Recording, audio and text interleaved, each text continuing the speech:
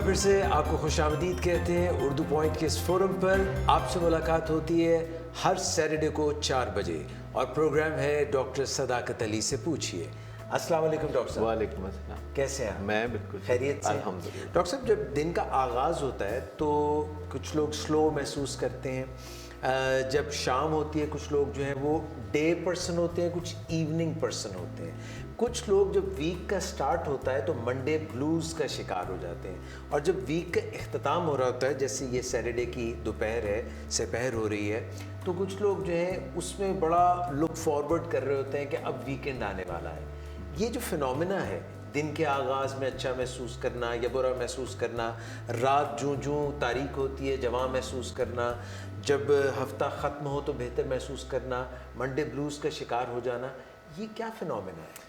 अच्छा, ये इसे सर्काडियन रिदम कहते हैं, जो कि इंसानों की होती है। कुछ लोग जो कि जिन्हें इंग्लैंड में पैदा होना चाहिए, जब वो पाकिस्तान में पैदा हो जाते हैं तो फिर वो देर तक जागना चाहते हैं, और इस तरह की कुछ तब्दीलियां लोगों में देखने में आती हैं कि कुछ लोग सुबह सुस्त होते हैं, काम बिल्कुल नहीं कर सकते, और दोपहर के बाद वो काम करना शुरू करते हैं। सिविलाइजेशन का भी इसके साथ बहुत ताल्लुक़ है। जब मसनूई रोशनियाँ हमें मैसर होती हैं और शाम को जगमग कर रहा होता है सारा शहर, तो ऐसे में सोने का दिल किसका करता है।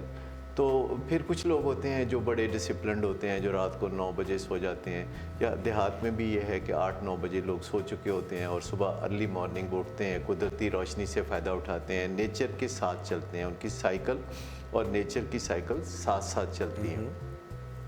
सो इसके लिए यह है कि जो बंदा जिस टाइम पे अच्छा परफॉर्म कर सकता है, उसको परफॉर्मेंस के लिए वही टाइम चुनना चाहिए। अगर आप किसी को मजबूर करेंगे, जो इवनिंग पर्सन है, अगर आप उसे मजबूर करेंगे कि वो सुबह के वक्त काम करे, तो वो उसके लिए मुश्किल हो जाएगा। बाज़ लोग तो बाकायदा बीमार पड़ जाते हैं, और जो लोग मॉर्निंग पर्सन होते हैं, अगर आप उन्हें कहें कि वो इवनिंग को काम करें या वो नाइट ड्यूटी दें, तो उनके लिए भी ये काफ़ी मुश्किलात का सबब होता है। लेकिन अगरचे कोशिश करने से हम अपनी रिदम को चेंज भी कर सकते हैं, क्योंकि बहुत सारी चीज़ें इसके ऊपर असरअंदाज हो रही होती हैं और उन पे हमारा इख्तियार भी होता है।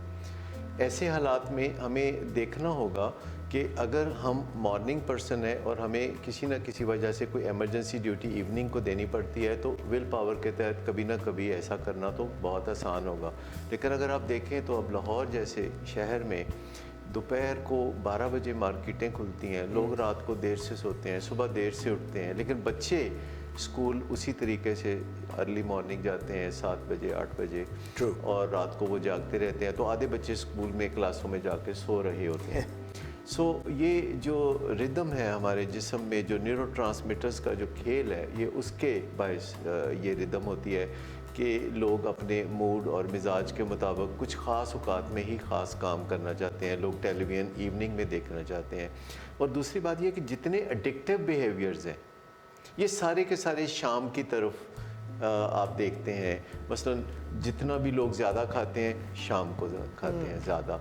सुबह फाका कर लेंगे, नाश्ता नहीं करेंगे, दोपहर का खाना बराए नाम खाएंगे, फिर शाम को वो डट के खाएंगे, उन्हें लगता है अब तो मेरा हक बनता है। इसी तरह कुछ कामकाज भी लोग शाम को बहुत ज़्यादा करते हैं। फिर जितनी इल्लतें हैं, जैसे कि सिगरेट नोशी, शराब नोशी, जुआ और इस तरह की तमाम कबाहतें, ये इनका ताल्लुक भी शाम से है। इसलिए लोग अपने बच्चों को कहते हैं कि सरे शाम घर वापस आ जाओ, क्योंकि शाम के बाद शहर में कुछ भी अच्छा होने वाला नहीं है।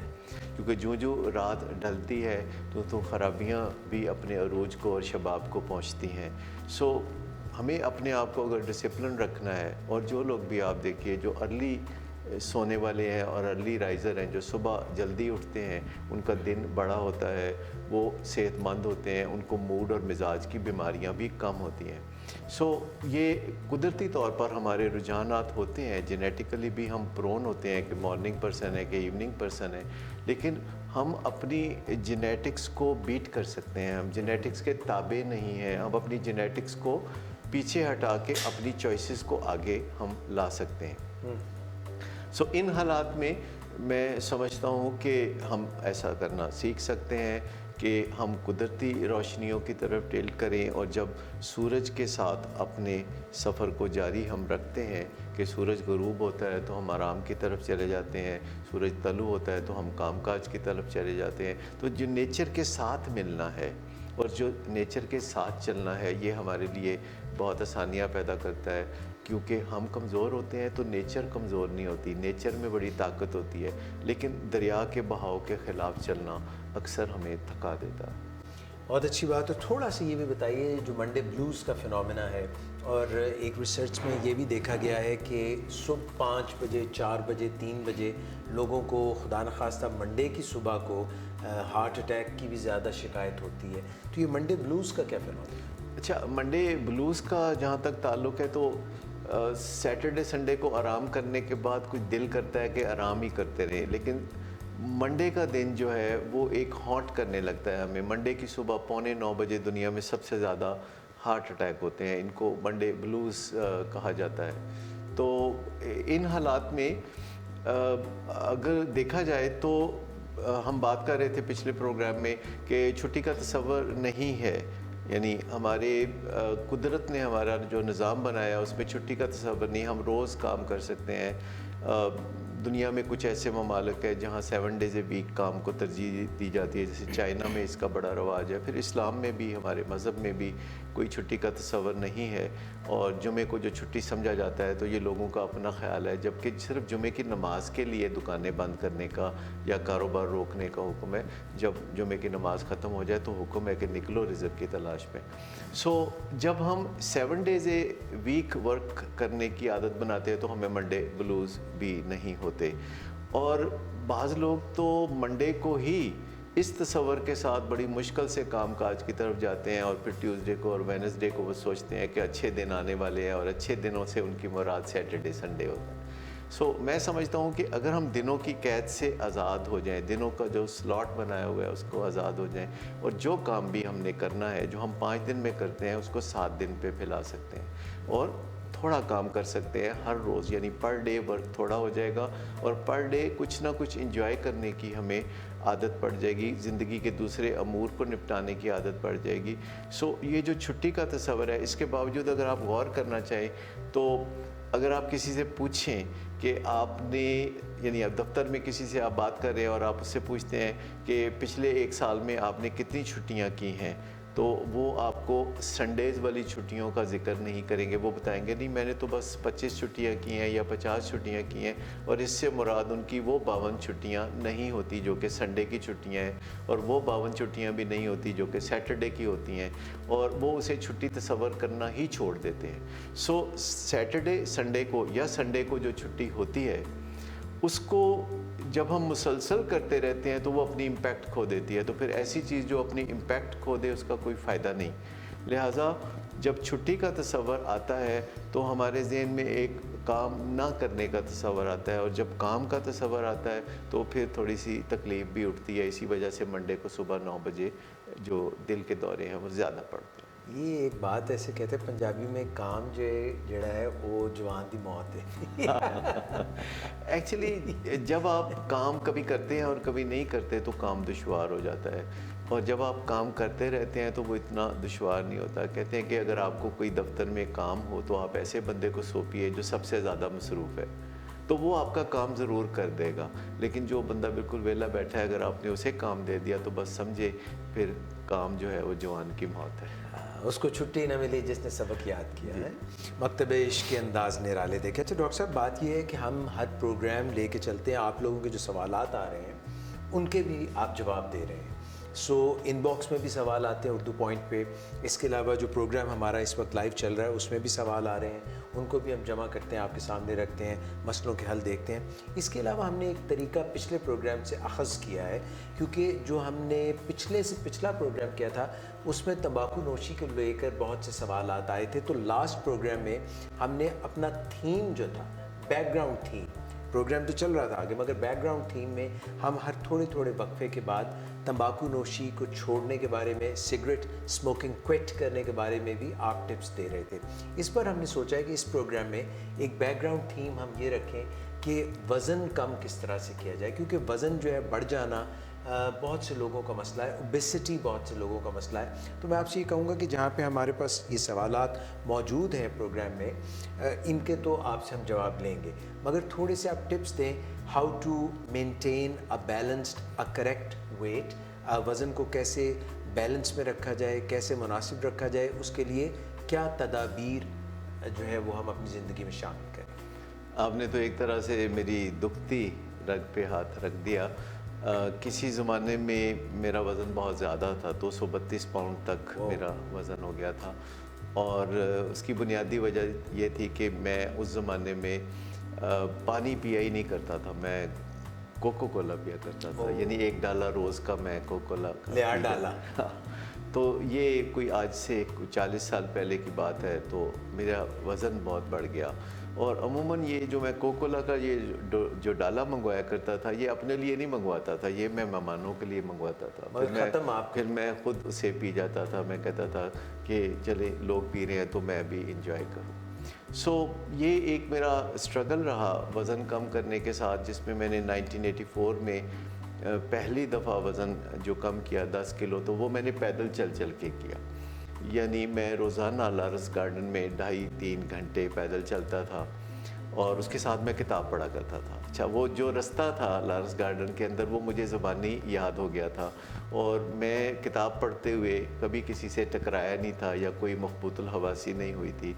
और मैं किताब पढ़ता रहता था और इस तरीके से चल चल के मैं वज़न कम करता था, क्योंकि चलने से 1 मिनट में 8 कैलोरीज़ खर्च होती हैं।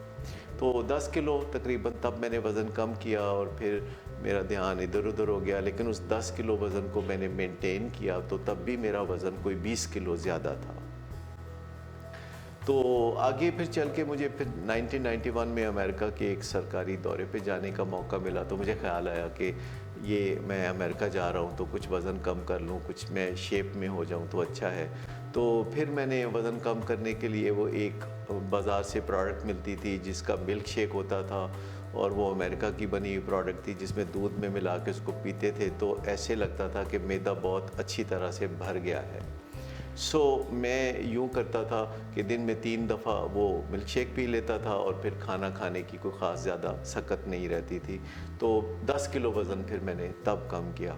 लेकिन फिर सन 2006 में मुझे ख़्याल आया, क्योंकि इस दौरान मेरी जो ग्रोथ हो रही थी, अपनी ट्रेनिंग हो रही थी और समझ आ रही थी कि आदतों को कैसे बदलते हैं, इल्लतों को कैसे बदलते हैं, और इस मामले में जो समझ बूझ आ रही थी तो उसको मैंने आज़माने का तहैया किया और वज़न कम करने के लिए एक जामे प्रोग्राम मैंने बनाया। और उसके लिए सबसे पहले मैंने ये वजह तलाश की कि मुझे वज़न कम क्यों करना है, क्योंकि अगर हम वज़न कम करने के लिए सही वजह तलाश कर ले तो फिर वज़न कम करने के लिए जो मोटिवेशन है वो भी आसानी से आ जाती है।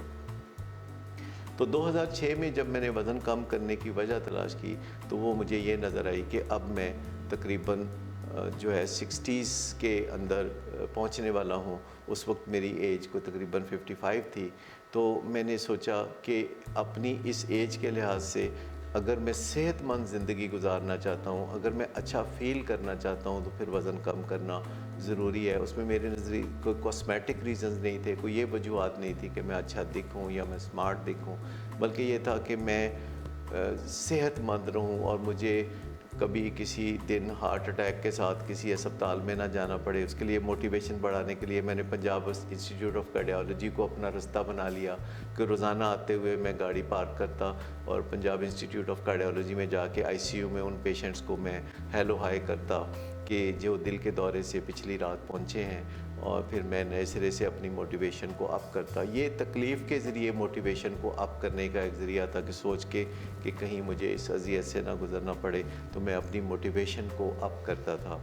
इसके अलावा मुझे ये भी सोच आती थी कि अगर मेरी सेहत अच्छी होगी तो मैं ज़्यादा काम कर सकूँगा, मेरी सेहत अच्छी होगी तो मैं अच्छा फ़ील करूँगा, मेरी सेहत अच्छी होगी तो मुझे चलना फिरना दुश्वार नहीं होगा। तो ये एक पॉजिटिव तरीका था अपने आप को मोटिवेट करने का। तो जब भी हम अपने आप को मुतहरक करना चाहते हैं तो हमें एक तरीका ये होता है कि कुछ तकलीफ़ याद करनी पड़ती है जो कि हमें हो सकती है, या फिर कोई मज़ा हमारे तसव्वुर में आना ज़रूरी है। जो हमें हासिल होगा तो पॉजिटिव और नेगेटिव ये दोनों किस्म की मोटिवेशन से मिलके आप अपने आप को मुतहर्रिक करते हैं। तो आगे जब हम बात करते हैं तो फिर वज़न कम करने के बारे में मज़ीद टिप्स बीच बीच में मैं देता रहूँगा। तो आज के प्रोग्राम की जो कि थीम ये है कि वज़न कम कैसे करें, तो मैं अपने स्ट्रगल का भी ज़िक्र करूँगा। और अब मैं कामयाबी से अपना वज़न कम कर चुका हूँ, मुझे कोशिश नहीं करनी पड़ती, मुझे विल पावर यूज़ नहीं करनी पड़ती, ये डिसिप्लिन नेचुरली मेरी ज़िंदगी का हिस्सा बन गया है। तो मैं बताऊँगा कि कैसे नाज़रीन भी अपना वज़न कम कर सकते हैं, जो कि उनकी ज़िंदगी में बहुत खुशियाँ ला सकते हैं। तो जनाब ये आज की बात नहीं, ये किस्सा कई दिहाइयों पर है। डॉक्टर सदाकत अली जो हैं उन्होंने तब भी जब बताया तब भी वज़न कम किया। 1984 में आप जा रहे थे अमेरिका? नहीं, 1991 में 91 वो दूसरा मौका था जब मैंने वज़न कम किया। और 2006 से 2008 तक तीसरा मौका था जब मैंने वज़न कम किया 10 किलो। तो टोटल मेरा वज़न 32 केजी ज़्यादा था, 2 केजी अब भी ज़्यादा है, और जो आहिस्ता आहिस्ता अब 2 केजी वज़न भी मैं कम कर लूँगा। अच्छा, वो एक किस्सा तो बिल्कुल मुख्तलिफ हटके है, मगर उसके मुतालिक भी कभी बात करेंगे। जब आप अमेरिका के दौरे पे गए और उस ज़माने में बिल क्लिंटन जो बाद में अमेरिका के सदर बने और हिलरी क्लिंटन वहाँ पे, आप आरकानसा में उस वक्त वो गवर्नर थे, तो उनसे भी आपकी मुलाकात जी हुई? बिल्कुल। तो ये बड़ी वो शानदार मेमोरीज़ हैं उस दौरे की, क्योंकि वो काफ़ी लाइफ चेंजिंग दौरा था जिसमें बहुत कुछ सीखने का मौका मिला। अगरचे मुझे वहाँ ये भी अपॉर्चुनिटी मिली कि मैं वहाँ की नेशनलिटी हासिल कर लूँ, लेकिन मैं उस तरफ बिल्कुल भी टेम्प्टेड नहीं था, मुझे बिल्कुल शौक़ नहीं था। मैं पाकिस्तान को बहुत ज़्यादा दिल से अपनाता हूँ और दिल से चाहता हूँ, और अपने मुल्क को बहुत कदर कीमत से देखता हूँ। बिल्कुल सही है। अच्छा जनाब नाजरीन, एक तो बात आपकी ये जो अभी हमारी बात हो रही थी यहीं पर, और मिस जो हैं वो हमें बता रही थी कि ओबेसिटी और वज़न कम करना इट्स अ $1 बिलियन इंडस्ट्री, और ये मशवरे आपको जो है मुफ्त मिल रहे हैं। और जो चीज़ मुफ्त होती है उसको कभी हल्का नहीं समझते, बहुत इंपॉर्टेंट होती है। यूजुअली डॉक्टर साहब जो हैं इन मशवरों के भी, और अपने जो बाकी क्लाइंट्स हैं सारा दिन जो है साइकेट्रिक इलनेसेस और साइकोलॉजिकल इलनेसेस और डिसिप्लिन के बारे में और ज़िंदगी को बेहतर बनाने के बारे में, कि heavily charges and we are very अब मुझे बदनाम ना जी। नहीं, जो सच है वो सच है, कोई इसमें ऐसे लगी लिपटी नहीं है, बुरी बात भी नहीं है। So don't take it lightly. ये बहुत अहम बातें हैं, और अगर आप इनको अपनाएंगे तो ज़िंदगी में बहुत दूर और बहुत बेहतरी पाएंगे। अच्छा डॉक्टर साहब, बात अभी हम मंडे ब्लूज़ की कर रहे थे, दफ्तरी अमूर की बात कर रहे थे। दफ्तरों में लोग जाते हुए कुछ परेशान होते हैं। आजकल तो कुछ ऐसा भी है कि जैसे लोगों ने मोबाइल में अपना दफ्तर सजाया होता है, ये भी, इस पे भी किसी दिन बात करेंगे।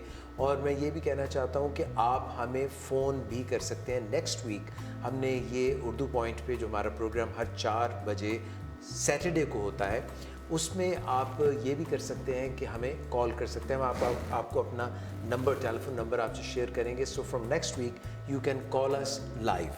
डॉक्टर साहब, अभी के लिए सवाल ये है कि नियाज़ बेग साहब कहते हैं कि मेरे दफ्तर के लोग ज़रा भी बदलने के लिए तैयार नहीं। जब भी कोई नया प्रोग्राम मैं उनसे डिस्कस करता हूं तो कहते हैं कि हम तो हमेशा ये काम ऐसे ही करते चले आए हैं, ये नयापन, ये नई चीज़ हमसे नहीं होगी। वो मेरी तजावीज़ पर मुतहर्रिक नहीं होते।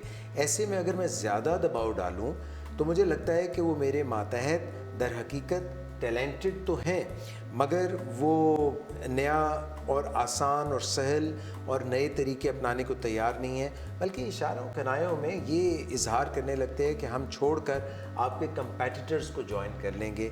इस सूरत हाल का सामना नियाज़ बेग साहब को क्या करें? जो एग्जेक्टिव्स हैं, सीईओज़ हैं, ये उनकी एक समझें कि नाइटमेयर है, भयानक ख्वाब है कि उनके ज़हन में अज़ ख़ुद से बहुत से आइडियाज़ आते रहते हैं। जैसे उनके जहन में कोई बॉल बेरिंग फिट होते हैं जो एक दूसरे के साथ स्लिप और स्लाइड करते रहते हैं, और उसमें से आइडियाज़ निकलते रहते हैं। सीईओज़ को कोई बताने वाला नहीं होता, कोई उनके ऊपर हुक्म चलाने वाला नहीं होता। हुक्म उनके अंदर से ही अज़ ख़ुद निकलते रहते हैं, उनके अंदर से जज्बे बुलंद होते रहते हैं और तरकीबें निकलती रहती हैं, और वो ये तरकीबें अपने सबॉर्डिनेट्स के साथ डिस्कस करते हैं। और सबॉर्डिनेट्स में 2 किस्में होती हैं। एक तो इससे बहुत तंग होते हैं। वो कहते हैं कि जी ये क्या मुसीबत है कि जिस तरह हम काम कर रहे हैं इसी तरीके से अगर काम हम करते रहें तो बेहतर है, क्यों एफ़र्ट करें, बदले इसको, अच्छा भला हमेशा हमने ऐसे ही काम किया है तो ऐसे ही करते रहें। दूसरे वो होते हैं जो उस वक्त बड़ी वाह वाह करते हैं, कहते हैं बॉस क्या बात की आपने, क्या ज़बरदस्त बात की है, और वो बताते हैं कि किस तरह ये तो दुनिया बदल जाएगी, इस तरह तो हम सबको बीट कर देंगे, और वो जोश व जज्बा दिखाते हैं। और बॉस अपना सरमन ख़त्म करके जब फारिग होता है लोग उठ के चले जाते हैं। तो आधे लोग जो होते हैं वो तो बैठे हुए सुन ही नहीं रहे होते कि बॉस ने कहा क्या था। जब वो बाकी आधे लोग जो सुन रहे थे, जब वो बाहर जाते हैं तो उनमें से आधे लोग भूल जाते हैं कि उन्होंने सुना क्या था। जब वो जो बाकी आधे जिन्होंने जो सुना था और उन्होंने याद रखा था तो वो अपने डेस्क पे जाते हैं, तो उनके लिए बहुत से दीगर काम जो पेंडिंग होते हैं पहले से, जिनमें देरी हो रही होती है, वो उन कामों में मशगूल हो जाते हैं। और उनमें से भी आधे लोग जो उस आइडिया को ज़हन में लेके चल रहे होते हैं वो ढीले से अंदाज में लेके चल रहे होते हैं कि ये हमारा फ़र्ज़ है, ये काम तो हमें करना ही होता है, बॉस ने जो कहा है। और वो जो उससे भी आधे लोग होते हैं वो आखिरकार बॉस के साथ कुछ चलने के लिए तैयार होते हैं। तो एक बॉस जो कि बहुत ज़बरदस्त आइडिया के साथ आता है और बहुत वाह वाह होता है, तो फिर आहिस्ता आहिस्ता वो आइडिया घिसते घिसाते बहुत मामूली सी शक्ल में वही पहले जैसी बात, वही जैसे होता आया था वही करते रहते हैं। ये ऐसे ही है जैसे किसी बहुत मशहूर व मारूफ गुलकार का गाना होता है, तो वो गाता है तो उसकी बड़ी हाइप क्रिएट होती है। उसके बाद वही गाना जो है कोई दूसरा सिंगर गाता है तो लोग भी सुन लेते हैं। फिर वही गाना जो है लोग शादी ब्याहों के फंक्शन में जो नए नए गुलकार होते हैं उभरते हुए वो गाते हैं। फिर वही गाना जो है बाजे वालों के हाथ आ जाता है। फिर उस गाने का असर आप समझ सकते हैं कि वो क्या होता है। फिर वही गाना आगे गड़वी वाली शुरू हो जाती हैं। तो एक गाने का जो आहिस्ता आहिस्ता बुरा हाल होता है, उसी तरह सीईओ के आइडिया का भी बुरा हाल होता है। लेकिन यहाँ जो बेग साहब हैं वो इस मसले का, इस दुखड़े का हल चाहते हैं कि वो अपने सबॉर्डिनेट्स को कैसे मोटिवेट करें, कैसे मुतहर्रिक करें कि वो बदलने के लिए तैयार हो जाएं, वो नए आइडियाज़ के लिए दिल खोल दें। तो उसके लिए बुनियादी तौर पर उन्हें 3 चीज़ें करने की ज़रूरत है। पहली चीज़ ये है कि उन्हें बताने की ज़रूरत है कि वो जो नया आइडिया है उसमें फ़वाइद क्या क्या हैं। तो जब इंसानों को फ़वाइद पता चलते हैं, फ़वाइद से मेरी मुराद है उन मातहतों के लिए क्या फ़वाइद हैं, क्योंकि हमारे अंदर एक रेडियो स्टेशन काम करता रहता है जिसे हम कहते हैं what is in it for me, WIIFM। तो ये जो रेडियो स्टेशन है इसकी भी तसल्ली चाहिए। तो बॉस को बताना चाहिए हमेशा कि ये जो नया आइडिया है ये कैसे उन्हें ग्रो करने में मदद देगा, ये कैसे उन्हें आगे बढ़ने में मदद देगा। तो ये जब बॉस उन्हें तफसील से बताता है कि उनका इसमें बेनिफिट क्या होगा तो वो तवज्जो देने लगते हैं। दूसरा फिर बॉस बताते हैं कि इसकी जो मुश्किलात हैं वो थोड़ी हैं और वक्ती हैं, उन्हें आसान करके बताते हैं कि किस तरह जब आप पहले सिस्टम से हट के एक नए सिस्टम पे आएंगे तो इसकी एक थोड़ी सी कॉस्ट होती है जो किस तरह आप अदा करेंगे तो आगे चल के इन दी लॉन्ग रन आपको उससे बेनिफिट होंगे। और तीसरा फिर बॉस बताता है कि इस मामले में फ़ैसला करने का इख्तियार किसका है। तो बॉस अपने अदारे में एक कल्चर फैलाता है कि मैं सबकी सुनता हूँ, सबकी राय लेता हूँ ताकि मेरा जहन रोशन हो, लेकिन फ़ैसला करने का इख्तियार फिर CEO को होता है। क्योंकि किसी अदारे में जब हमने निज़ाम चलाना होता है तो जो राहबर होता है, जो रहनुमा होता है, जो लीडर होता है, जो बॉस होता है, जो CEO होता है, तो आखिरकार अल्टीमेटली जब चीज़ें आपस में तय की जाती हैं तो एक बंदा होता है जो फ़ैसले का इख्तियार रखता है। जैसे घरों में जो सरबराह होते हैं, जो वालिद होते हैं, अगर आपस में इत्तफ़ाक़ राय हो जाए तो बहुत अच्छा है, लेकिन अगर इत्तफ़ाक़ राय ना हो तो फिर फ़ैसला वालिद करते हैं। इसी तरह दफातर में इत्तफ़ाक़ राय हो, कंसेंसस हो या मेजॉरिटी से डिसीजन हो जाए तब भी बहुत अच्छा है। लेकिन अगर इख्तलाफ राय पाया जाता है तो फिर बॉस फ़ैसला करता है, फिर CEO फ़ैसला करता है कि इस काम को किस तरीके से किया जाए। और जब राय ले रहा होता है बॉस तो उसे वाजे कर देना चाहिए कि जब मैं आपकी राय को अहमियत देता हूँ, जब मैं आपकी राय लेता हूँ, तो इसका मतलब नहीं कि जो राय आप देंगे वो मैं फ़ैसले के तौर पर उसे लूँगा और वो राय फिर अमल पजीर होगी। अमल पजीर हतमी तौर पर वो चीज़ होगी जो कि चीफ़ एग्जेक्टिव चाहता है, जो किसी अदारे का सरबराह चाहता है। लेकिन इसके लिए एरोगेंस की ज़रूरत नहीं है, इसके लिए ह्यूमिलिटी की ज़रूरत है, इसके लिए इनकसारी की ज़रूरत है, इसके लिए बराबरी के लेवल पे चलने की ज़रूरत है, इसके लिए बॉडी लैंग्वेज की ज़रूरत नहीं, इसके लिए मुंह बनाने की ज़रूरत नहीं, इसके लिए मूड ख़राब करने की ज़रूरत नहीं, टोन ख़राब करने की ज़रूरत नहीं। आप बड़े आराम से SOPs बना सकते हैं, स्टैंडर्ड ऑपरेटिंग प्रोसीजर्स होते हैं कि इस अदारे में फ़ैसले कैसे होते हैं।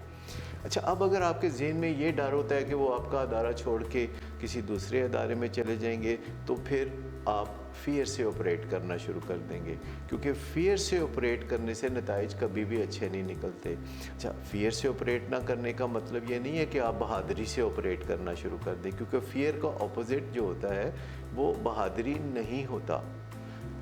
फ़ियर का ऑपरेट मोहब्बत होता है, क्योंकि अगर बॉस अपने वर्कर्स से मोहब्बत या दिली मोहब्बत रखता है और उन्हें ग्रो करने में दिलचस्पी रखता है और उनके साथ तालमेल बना के रखता है और उन्हें एंटरटेन करता है, तो ये जो मोहब्बत है ये राहमार करती है। ये जो मोहब्बत है ये अपने फ़ैसलों को अमल पजीर करने में बॉस की मदद करती है। सो बॉस का मतलब ये नहीं है कि वो एक नापसंदीदा शख्स बन जाए।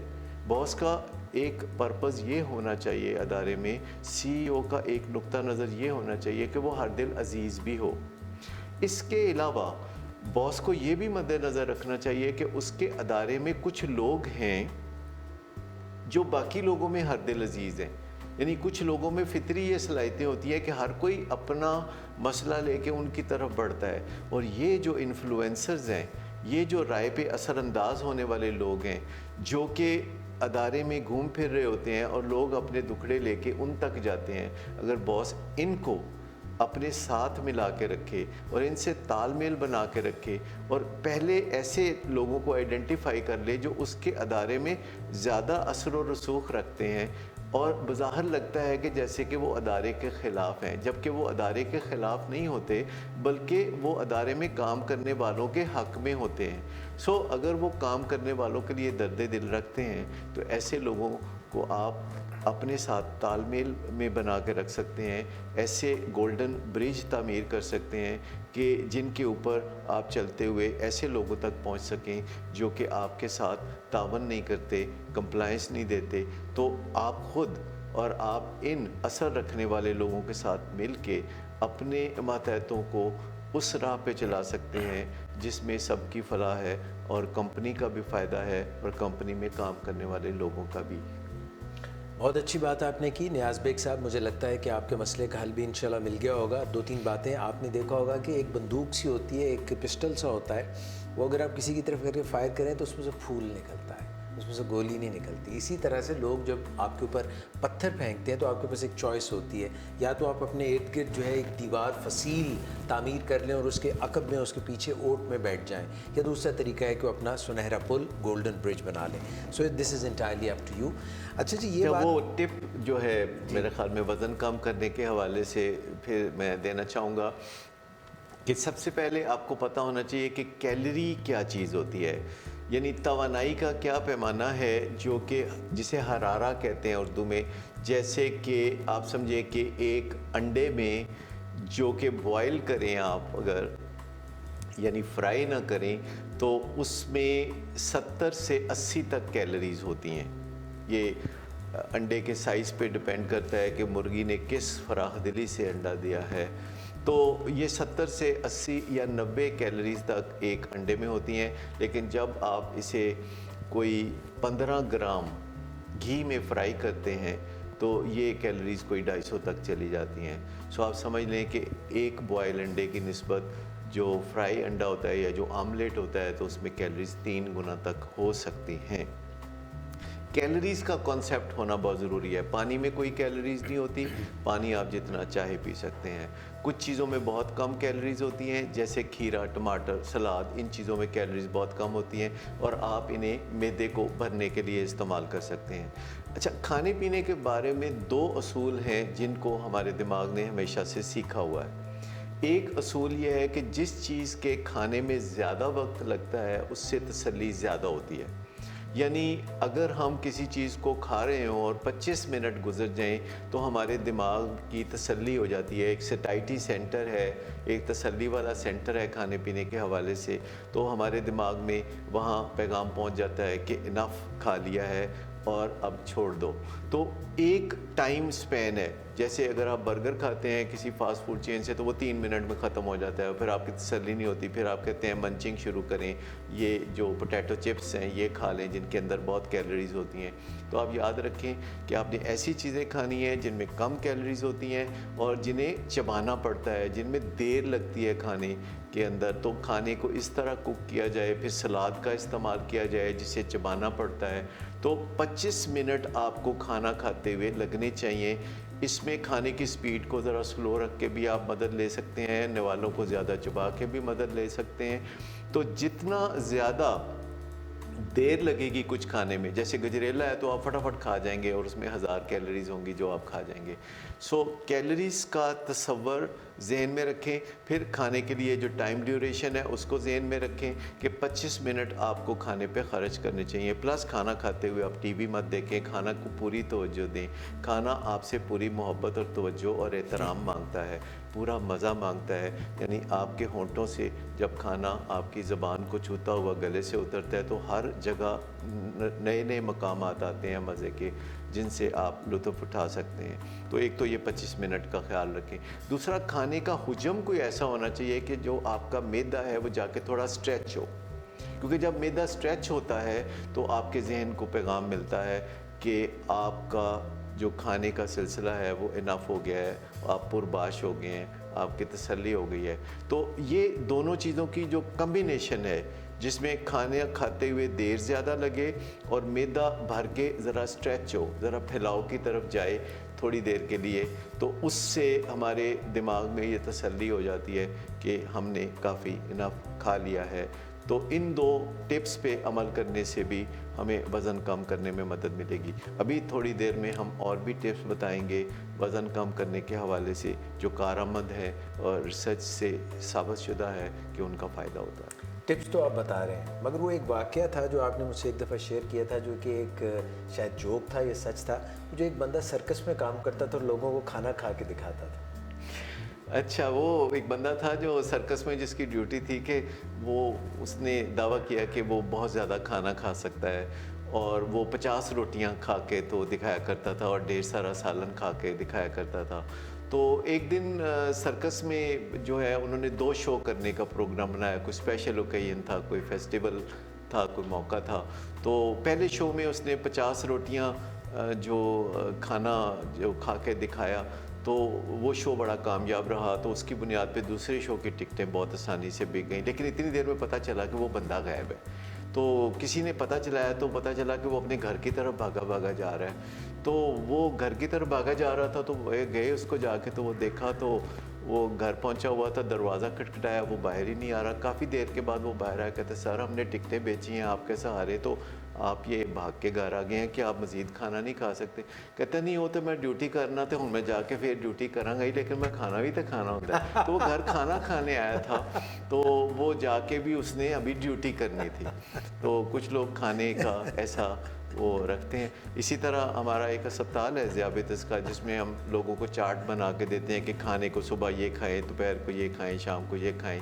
तो एक दिन एक साहब मेरे पास आए, कहते जी आपके डॉक्टर बड़े अजीब हैं, यहाँ अस्पताल में वो मुझे डाइट चार्ट बना के देते हैं तो वो मुझे बड़ी मुश्किल पेश आती है। तो मैंने कहा क्या मुश्किल पेश आती है? कहते हैं कि जब मैं उनके डाइट चार्ट के मुताबिक खाता हूँ ना, तो फिर मुझसे खाना नहीं खाया जाता। तो वो समझे कि खाना इसके अलावा है और फिर डाइट चार्ट में जो लिखा है वो भी खाना है। तो इस तरह की गलत फहमियों से वज़न बढ़ता है। और कई दफ़ा डॉक्टर ये भी तजवीज़ करते हैं कि आप रोज़ाना 3 किलोमीटर जॉगिंग किया करें या वॉक किया करें। तो एक साहब थे, उनको डॉक्टर ने ऐसे ही बताया। तो कोई 7 दिनों के बाद उनका फ़ोन आया डॉक्टर साहब को। उन्होंने कहा कि जी मैं आपकी हिदायत के मुताबिक जो है 3 किलोमीटर रोज़ाना चलता हूँ, मगर एक मसला हो गया। उन्होंने कहा मसला क्या है? उन्होंने कहा ये है कि मैं घर से तकरीबन जो 21 किलोमीटर दूर आ गया हूँ, अब जाऊँ कैसे वापस? तो मुख्तलिफ़ किस्म के लोगों के मसाइल होते हैं, सादा लोग होते हैं, मगर यहाँ पर एक मसला ज़रा सी गंभीर नौइयत का है। जी। आपको पता है रिश्ते जो हैं और जो बहन भाइयों के रिश्ते होते हैं, एक तो सिबलिंग राइवलरी भी होती है, मगर ये कई दफ़ा बहुत दूर और देर तक ये सिलसिला चला जाता है। ये खालिद हमीद साहब हैं, कहते हैं कि मेरी बड़ी बहन की मुझसे नहीं बनती या फिर मेरी उनसे नहीं बनती, दोनों में से एक मामला है। हकीकत ये है कि मैंने ज़िंदगी ऐसे ही गुजार दी है, यानी उनके साथ कोई बन नहीं आई। गलती किधर है ये बताना मुश्किल है। मेरी कहानी में तो वही कसूरवार हैं, वो बहुत अनापरस्त और सख्त गिर हैं, समझौता करना उनको आता नहीं। मैं बहुत कोशिश करता हूँ कि उनके लिए कोई मुस्बत जज्बात रख कर फासलों को कम करूँ, ताल्लुकात को बेहतर करूँ, मगर मेरी सब कोशिशें आखिरकार दम तोड़ देती हैं। बात करूँ तो वो दिफाई रवैया इख्तियार करती हैं, उनको लगता है कि मैं उनकी ज़ात पर निशानाबाजी कर रहा हूँ। मेरी बड़ी बहन है, दिल से अजीज़ हैं, मगर थक गया हूँ और उनसे ताल्लुक़ खूबसूरत होने की बजाय हर कोशिश के बाद मज़ीद मस्ख़ शुदा नज़र आता है ताल्लुक़। थका मांदा टूटी उम्मीद के साथ, खालिद हमीद। खालिद साहब का जो मसला है ये बड़ा आम मसला है बहन भाइयों में। जब छोटे बच्चे भी होते हैं तो थोड़ा बहुत आपस में रकाबत चलती रहती है, जिसे सिबलिंग राइवलरी कहते हैं। और बच्चे आपस में बहन भाई एक दूसरे के साथ कुछ ना कुछ निशानाबाजी करते रहते हैं, कुछ नाम पकाते रहते हैं, कुछ ऐसी बातें करते हैं। लेकिन जब वापस किसी मुसीबत में पड़ते हैं तो बहन भाई ही याद आते हैं, और यही रिश्ते हैं जिन पे हम वापस तकिया कर सकते हैं। तो यहाँ खालिद साहब को मसला अपनी बहन के हवाले से है, जिनके साथ उनकी कोई गाड़ी नहीं छिनती और उनका रिलेशनशिप कोई बहुत मज़े का नहीं है। बड़ी बहनें बाज़ औक़ात अपने भाइयों को चाहत में, मोहब्बत में या संवारने की ख्वाहिश में कुछ ना कुछ नुक्ताचीनी करती रहती हैं, जिससे भाई थोड़े तंग होते हैं जी। और इसी से वो बड़ी फूफो का तस्वर भी निकलता है ना, कि जब हम अपनी बहन के साथ इस तरह के रिलेशनशिप में होते हैं तो फिर हमारे बच्चे भी हमसे वही चीज़ जो है वो डायरेक्शन के तौर पर देते हैं, और वो बड़ी फूफो का जो एक तस्वर है घरों में, जिसमें लोग जो है मनफी सोचते हैं और बड़ी फूफो की आमद पे थोड़ा बहुत अपने जहन को मनफी बना लेते हैं। लेकिन बात यह है कि अगर हम रिश्तों को एक और नज़र से देखना शुरू करें, क्योंकि हम जब रिश्ते नातों को देखते हैं तो उसमें हमारे अंदर ये सोच होती है कि लोग उस तरह के बन जाए जैसे कि हमें अच्छे लगे, यानी ये लोग जैसे हैं उनको वैसे ही कबूल कर लेना जहाँ है, और जैसे है कि बुनियाद पर कबूल कर लेने की बजाय हम उनको अपने एक तसव्वुराती सांचों में डालते हैं। जैसे कभी आपने देखा होगा कि जो लोग रियल एस्टेट का काम करते हैं, जो लोग टाउन प्लानर्स होते हैं, जो लोग बस्तियां आबाद करते हैं, वो एक उजाड़ और बंजर जगह को लेते हैं और फिर वो अपने तस्वर में एक खाका बनाते हैं कि इसमें इस तरह का टाउन हो, जो बैन अवी सतह के रिहायशी मंसूबे होते हैं। तो वो सारे का सारा ढांचा अपने जहन में होता है, और हम मंसूबों के साथ, चीज़ों के साथ जब ऐसा करते हैं, उनमें वैल्यू ऐड करते हैं, उनको बेहतर बनाते हैं, तो बहुत ज़बरदस्त नताइज सामने आते हैं। पर जब हम इंसानों के साथ ऐसा सलूक करते हैं और उन्हें हम अपने तौर तरीक़ों के सांचों में डालना चाहते हैं या अपनी मर्ज़ी के मुताबिक बनाना चाहते हैं और उन्हें वैसे कबूल नहीं करते कि जैसे उन्हें अल्लाह ने बनाया, क्योंकि अल्लाह ने किसी इंसान को जैसा बनाया है उसने कुछ सोच समझ के बनाया है, और अल्लाह ने जो हमें जैसा बनाया है तो उसमें भी उसकी कुछ ख़ास हिकमत है। तो बंदों को वैसा चाहना जैसा कि वो नहीं है, इसे हम अपनी साइकोलॉजी की ज़बान में न्यूरोटिक बिहेवियर कहते हैं। हम ऐसा कर सकते हैं, हम असरअंदाज हो सकते हैं, हम लिवरेज भी इस्तेमाल कर सकते हैं जहाँ बनता हो। जैसे अगर हम कोई उस्ताद हैं और कोई हमारा शागिर्द है या कोई हमारा गुरु है और वो हमें सिखा रहा है, तो ये एक और तरह का रिश्ता होता है। लेकिन बहन भाइयों का रिश्ता अल्लाह का बनाया हुआ रिश्ता है, और इस रिश्ते को बना के रखना, संवार के रखना और कायम रखना, ये हमारी मजहबी अखलाकी ज़िम्मेदारी भी है, क्योंकि ये रिश्ते ना टूटने वाले रिश्ते हैं। ये जो खून के रिश्ते हैं, इसमें इन रिश्तों को ख़त्म करना काफ़ी गुनाह की बात होती है। तो सबसे पहली बात यह है कि अगर कोई बड़ी बहन है या कोई बड़ा भाई है या कोई ऐसा रिश्ता है जो कि आपका लाजमी रिश्ता है या खून का रिश्ता है या आपका कानूनी रिश्ता है, जैसे कोई मनकूहा बीवी होती है, तो उसमें किसी की शख्सियत के पहलुओं को जहाँ है और जैसे है की बुनियाद पे कबूल कर लेना ज़्यादा बेहतर है। जब आप चीज़ों को कबूल कर लेते हैं तो फिर संवारने और सजाने की राह भी हमवार हो जाती है। ये बताइए कि जिन चीज़ों को घर में आप बिल्कुल फाजल और फजूल समझ के, काट कबाड़ समझ के कबाड़ खाने में फेंक देते हैं, तो उन चीज़ों के दोबारा इस्तेमाल की नौबत नहीं आती। लेकिन जिन चीज़ों को आप बड़ा संभाल के रखते हैं, जिन चीज़ों को बड़ा आप आइंदा इस्तेमाल के लिए महफूज रखते हैं, तो उनको फिर आप कभी फ़िनाइल की गोलियां ऐसे कपड़ों में रखते हैं, कभी उस जेवर की हिफाजत ऐसे करते हैं कि कोई चुरा ना ले।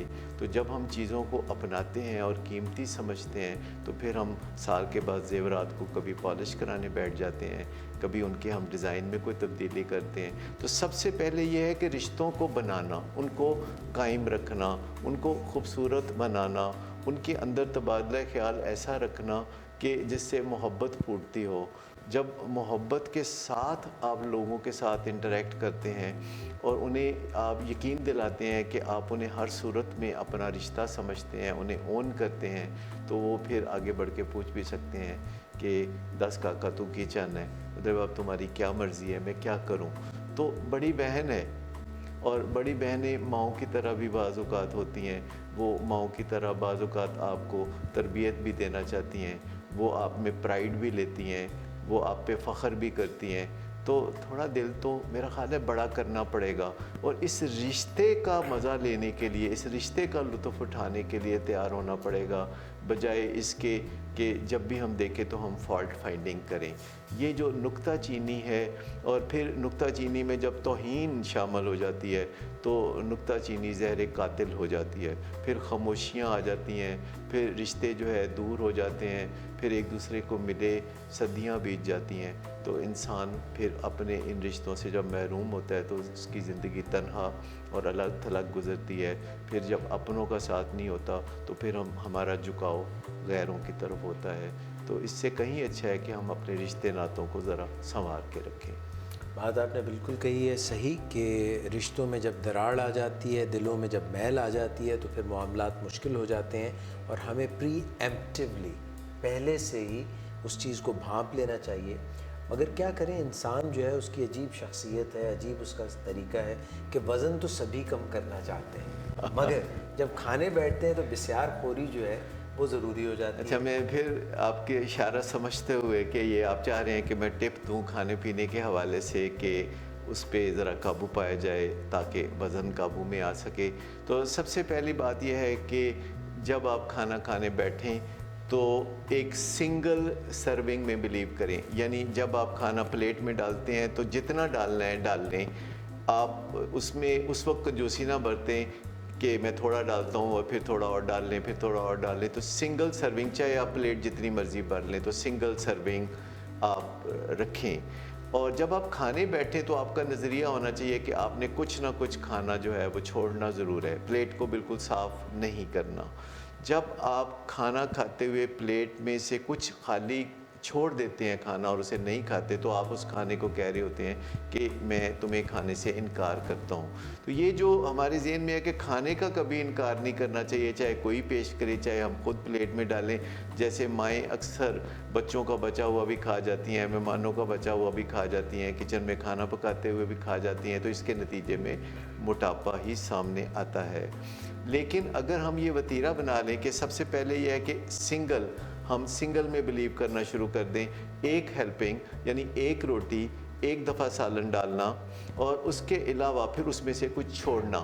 जब हम खाना छोड़ने की सकत अपने आप में पैदा करते हैं, चाहे शुरू में पहले आप ज़्यादा डाल लें, लेकिन फिर खाने को कुछ ना कुछ छोड़ने का जब आप रवैया बनाते हैं तो आपको ये प्रैक्टिस हो जाती है कि खाने को कहाँ तक खाना है और कहाँ खाने से रुक जाना है, ये आपको पता चल जाता है। इसमें एक और चीज़ भी है कि जब आप खाना खाने बैठते हैं तो मज़ा आना शुरू हो जाता है। तो मज़ा थोड़ी देर आता रहता है, उसके बाद मज़ा डिक्लाइन होना शुरू कर देता है, मज़ा कम होना शुरू कर देते हैं और फिर हम एक्शन रीप्ले के तौर पर खाना खाते चले जाते हैं, मज़ा कम से कम होता चला जाता है, फिर एक डिस्गस्टिंग सी फीलिंग आती है। तो सबसे पहले बेहतर ये है कि हम अपने आप को ट्यून करें कि कब मज़ा कम होना शुरू हो गया है और हम उसी वक्त खाने से हाथ रोक लें। एक वक्त में एक दफ़ा रोटी ले लें, एक दफ़ा चावल ले लें, या जो सालन लेना है वो एक दफ़ा ले लें, और कोशिश करें कि जो खाने की दूसरी सोर्स है, मेजर सोर्स है, वो आपके करीब ना हो। यानी टेबल पे खाने की मेजर सोर्स रखना ज़्यादा खाने को दावत देने के मुतरादिफ है। तो खाना किचन से सर्व होके एक ट्रे बन के अगर आपकी टेबल पे आता है, अगर आपको वज़न कम करने का चैलेंज दरपेश है, तो फिर आप बुफे में मत जाएं, फिर आप ऐसी जगहों पे मत जाएं जहां बहुत ज़्यादा बड़ी मिकदार में खाना होता है और आपकी हवस बहुत फिर बढ़ जाती है, हाबड़ा पड़ जाता है और आप दबा के खाते हैं, और फिर पराया खाना हो तो और भी ज़्यादा खाने को दिल करता है। तो बेहतर यह है कि घरों में या दफ्तर में किसी जगह आपके सामने ट्रे बन के आए जिसमें आपकी हदायत के मुताबिक खाना कम मिकदार में हो और मज़ीद खाने की सोर्स करीब में या नज़रों के सामने ना हो। इसी तरह जब आप बाज़ार में शॉपिंग करना जाते हैं और खाने के लिए शॉपिंग करते हैं और रॉ मटेरियल की शॉपिंग करते हैं, तो बड़ी मिकदारों में चीज़ों को ना ख़रीदें। और आप बार बार बाज़ार से जाके चीज़ ख़रीद सकते हैं, ताज़ा चीज़ मिल सकती है, लेकिन अगर आप बड़ी मिकदारों में चीज़ें ख़रीदेंगे, बड़ी पैकिंग ख़रीदेंगे कि वो सस्ती है, तो फिर आप यकीनन ज़्यादा खाएँगे, क्योंकि नफसियाती तौर पर इस चीज़ का हमारे ऊपर असर होता है। कुछ लोग जो है वो उस वक्त तक खाते हैं जब तक कि उनका पेट नहीं भरता, और कुछ लोग कुछ लोग उस वक्त तक खाते हैं जब तक कि वो थक नहीं जाते। हाँ, वो एक बंदा था, तो वो किसी शादी ब्याह में शिरकत करने के लिए गया, तो वहाँ बहुत सारे लोग खा रहे थे, तो वो खाई जा रहा, तो खाना भी अब ख़त्म होने पे आ गया। तो जो मिसबान थे तो उन्होंने आके पूछा कि बट साहब तुसी रज गए हो? कहते नहीं रजे थे, वो पे ने। उन्होंने उस लोगों की तरफ इशारा किया जो खाना खा के तो तकरीबन बेहोश हो चुके थे। तो बाज़ औक़ात ऐसा भी होता है। इसी तरह एक साहब थे, वो उनको कहा किसी मेज़बान ने कि आप स्वीट डिश ले लीजिए, तो वो कहते हैं नहीं, मैं एक बार ले चुका हूँ। तो वो कहते नहीं, ले तो आप 4 दफ़ा चुके हैं, लेकिन यहाँ गिन कौन रहा है। बिल्कुल सही है जनाब। खाने में जब कहीं इख्तिताम आएगा तो स्वीट डिश की तरफ जाएंगे, डिज़र्ट की तरफ जाएंगे, मगर जब खाने का इख्तिताम ही ना हो तो कहाँ से इंसान ख़त्म करे। और जब खाना पराया हो तो और भी दिल चाहता है, वो जिस तरह से गाना है ना, दिल अपना और प्रीत पराई, जाने किसने ये रीत बनाई। मेरा ख्याल है आज के जो है ओबेसिटी के हवाले से और वज़न कम करने के हवाले से हमने काफ़ी, आज का प्रोग्राम का थीम भी यही था और आपने बहुत से अच्छे मशवरे दिए। अगर आप इन पर अमल करेंगे तो इंशाल्लाह आपको बहुत फ़ायदा होगा। एक जो इम्पॉर्टेंट जो मददगार चीज़ हो सकती है वो वर्जिश है, और वर्जिश से मेरी मुराद कोई जिम में जाके अपने आप को हल्कान करना नहीं है। जिम में जाने के हवाले से मैं ज़्यादा मशवरे नहीं देता, क्योंकि वहाँ कुछ ऐसी एक्टिविटीज़ भी होती हैं जो कि हमारे लिए फ़ायदेमंद नहीं होती। तो उस पर हम कभी फिर तफसील में बात करेंगे। लेकिन पैदल चलना वो आसान तरीन काम है जो आप हर उम्र में कर सकते हैं, और अगर ज़्यादा भी करें तो उससे कोई बहुत ज़्यादा तकलीफ़ पहुंचने का इम्कान नहीं होता। और अगर आप पैदल चलें तो 1 मिनट में 8 कैलोरीज़ खर्च होती हैं, और अगर आप 100 मिनट पैदल चलें, 100 मिनट पैदल चलने का मतलब है कि दिन में कई दफ़ा छोटे छोटे वक्फ़ों में आप पैदल चलें, कभी 10 मिनट, कभी 5 मिनट, और इन सब को मिला के जब आप 100 मिनट पैदल चलते हैं तो आप 800 कैलोरीज़ बर्न करते हैं, और इससे आपके लिए खाने पीने में कुछ आसानियाँ भी पैदा होती हैं, कुछ आपकी सेहत में भी बेहतरी आती है। फिर आपके जिस्म में ऐसे केमिकल्स बनते हैं जो सुकून देने वाले हैं और बेचैनी कम करने वाले हैं, तो उससे भी फ़र्क पड़ता है। तो ये सारी जो छोटी छोटी तरकीबें हैं जो ज़िंदगी में इंटरवोवन होनी चाहिए, जो एक्सरसाइज है ये ज़िंदगी में बुनी हुई चीज़ है। इसी तरह खाना सुबह दोपहर शाम ही सिर्फ नहीं खाना चाहिए, बल्कि इन बिटवीन भी थोड़ा थोड़ा खाना चाहिए, हर 4 घंटे बाद कुछ खाना चाहिए। और ये जो सुबह से शाम तक फाका करके हम खाने के ऊपर हल्ला बोल देते हैं, तो ये सिंगल मोस्ट इम्पॉर्टेंट रीज़न है लोगों के वज़न बढ़ने का। बहुत शुक्रिया आपका। और डॉक्टर सदाकत अली से पूछिए, यही प्रोग्राम लेकर नेक्स्ट सैटरडे को 4 बजे हम इंशाल्लाह फिर हाज़िर होंगे उर्दू पॉइंट पर।